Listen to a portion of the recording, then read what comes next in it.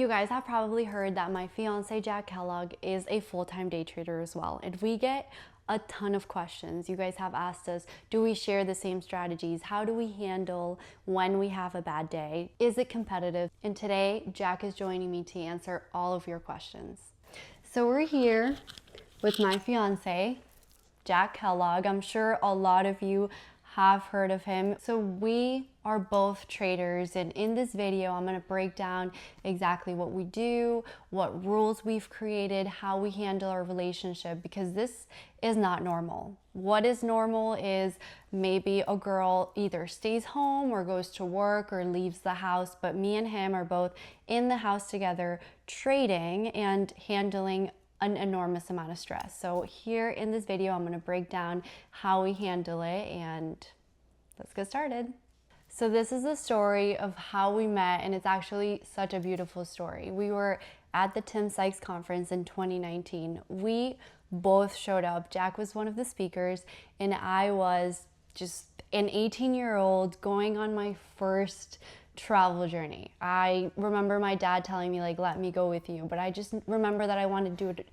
I just remember that I wanted to do it on my own. So when I got there, I wrote down all of the questions that I wanted to ask to every single one of the speakers. And Jack happened to be one of the speakers. So the first day that we were there, I remember I had a bunch of questions to ask, and I was so excited. And I went up to him. So he was next to a water fountain, but then I just saw it was such a male-dominated industry. So around him were like 6 other guys. And then I was like, wait, I'm probably not gonna get my question answered. So then I walked away, but you say that you remembered seeing me. Of course. So my side of the story was we met in September of 2019 at the Tim Sykes annual trading summit. I had just crossed around $100,000 or $150,000 in profits. It was my first profitable run. I was actually still break even at the time, 1 year prior. Just had my first good month, September of 2018. So I was still very new to the game. But luckily for me, Tim Sykes saw potential in me, and he saw that I was crossing $100,000. And back then, $100,000 is like what $1 million is in the 2020 plus market. So I crossed the $100,000 mark. I was speaking at the conference, and the first couple days, nothing really happened. But on the last day, I saw Mari, and she was coming up to, I think it was speak to me, and there was some annoying person standing next to me talking, and they just kept rambling and rambling and rambling. And I was like, okay, yeah, like, you know, when you're trying to get someone to stop talking and like so you can move on, but they just wouldn't stop talking. And I could tell that she was trying to come up to me, and I really wanted to talk to her because she looked super cute.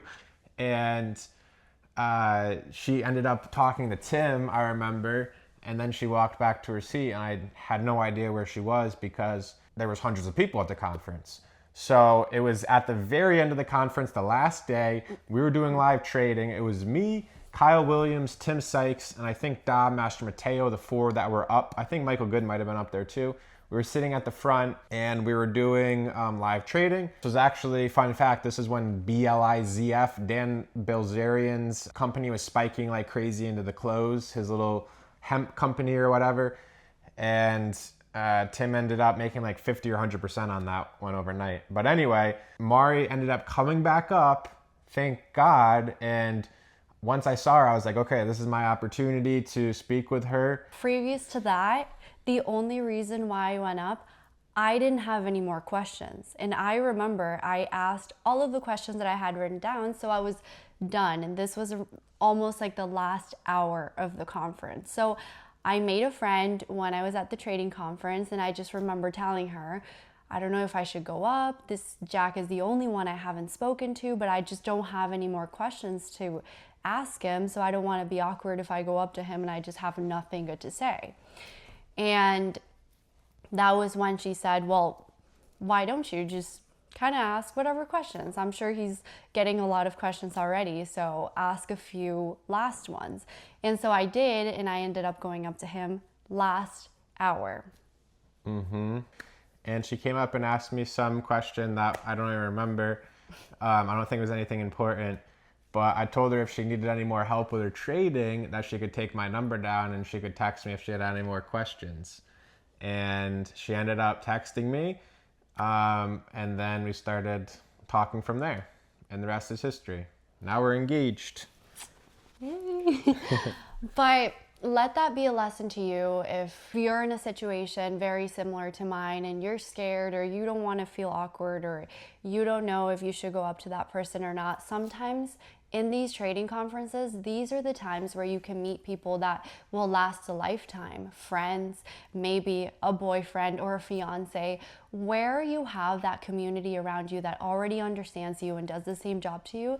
It is so important to connect. And you might feel intimidated. There are so many good traders out there and you might feel like you don't belong, but always remember these are the times that might help you throughout your whole life. And we have an amazing connection, and that is all due to trading. We met through trading. So on to our trading styles, we both trade completely different. Like we mentioned earlier, Jack is trading millions of dollars and using a lot of different more complex strategies, and all I'm doing is just trying to be disciplined, consistent, keeping my risk the same every single day and keeping that same routine. I'm just trading for an hour to 2 hours a day, and Jack will have way longer hours. Sometimes he'll wake up at 4 a.m. Sometimes he'll go to bed at 10 or 11 just thinking about trading. But for me, all I'm doing is just showing up to the market at 9 a.m. and being done at around 12, just because I like to keep a more balanced lifestyle. So what do you think? Yeah, that's exactly right. I think Mari has been in the position where she's been trading, doing it all day. And I was, always have been doing it all day for the most part. And it's just too much, especially on the relationship and everyone, for both of us just to be working 24/7 nonstop. It's too much. So one person needs to definitely have some balance. I would say at the minimum, ideally both people have balance.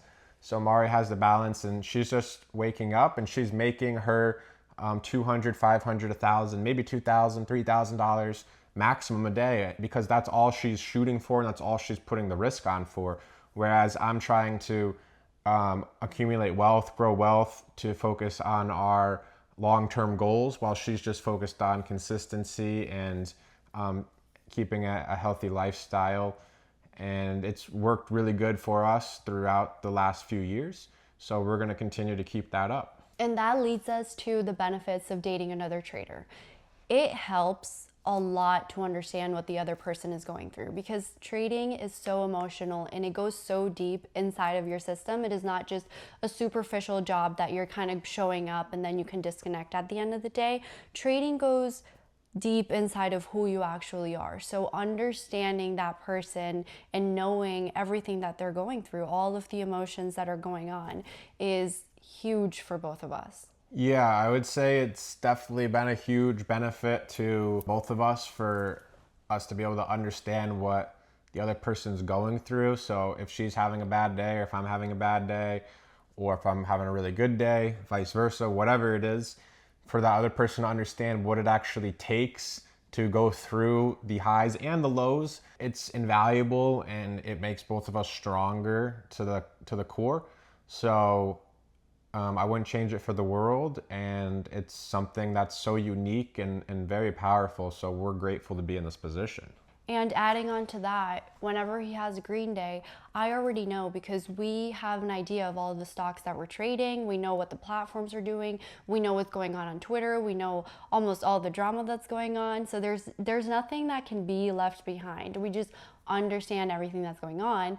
And then whenever he has a red day or I have a red day, we both know that we need to put on the more supportive mode, because we already know what's going on. It's not going to be a surprise at the end of the day. So how did your day go? How was your work today? It's more like XYZ ticker. Oh, that was so frustrating. I completely understand. And we already know what happened throughout the whole day.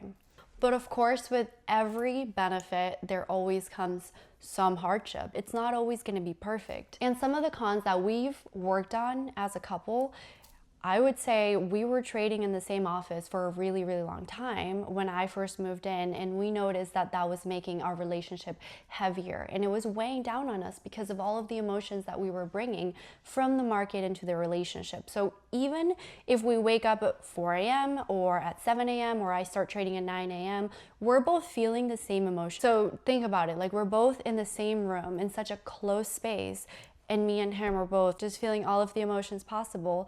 It creates a very heavy environment, and we carry it throughout the whole day. So one of the things that we did to fix that was now I trade upstairs and he trades downstairs, and that just helps us balance everything out. Yeah, I would say that that has been a huge benefit to our relationship and our careers, because I do a lot of high stress situations where every like little millisecond is so important that if I make the wrong click, buy, sell, short, cover, whatever it is, and I do it at the wrong spot, I need like complete silence and peace, and it puts a lot of pressure on her because she's just in her balanced, flowy lifestyle.